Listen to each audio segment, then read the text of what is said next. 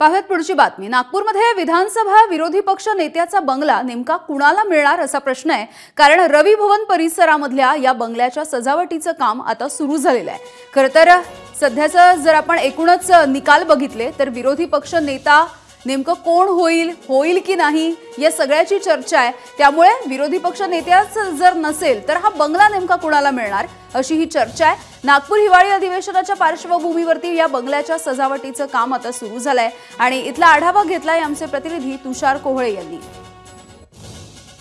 ज्या प्रकारे राज्यात मुख्यमंत्री कोण होणार, कॅबिनेट मंत्री कोण होणार याची जशी चर्चा रंगली आहे, त्याच प्रकारे राज्याला विरोधी पक्षनेता मिळेल की नाही याबद्दल देखील अनेकांना उत्सुकता आहे।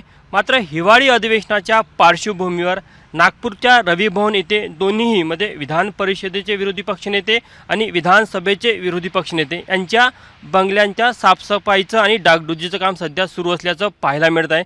सध्या जे विरोधी पक्षनेते विजय वडेट्टीवार यांचा हा शासकीय बंगला आहे, मात्र नवीन सरकार स्थापन होईल, नवीन विधान भवनामध्ये कोण विरोधी पक्ष असेल याबद्दल प्रश्न उपस्थित केला जात आहे। कारण की संविधानामध्ये जे जाणकार सांगतात की ज्या सिंगल पक्षाला 28 आमदार मिळेल तेव्हाच विरोधी पक्ष नेता हे पद महाराष्ट्राच्या विधानसभेमध्ये मिळू शकतं।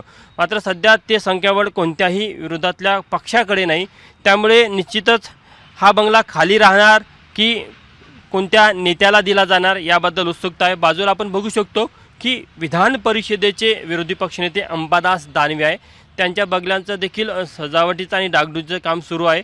आणि हा मधला जो पॅसेज आहे, इथे ज्या विरोधी पक्षांच्या नेत्यांच्या पत्रकार परिषद होतात, जे काही कार्यक्रम होतात त्यासाठीचा डोम उभारला जातो, त्या डोम उभारण्याचं देखील काम सुरू आहे।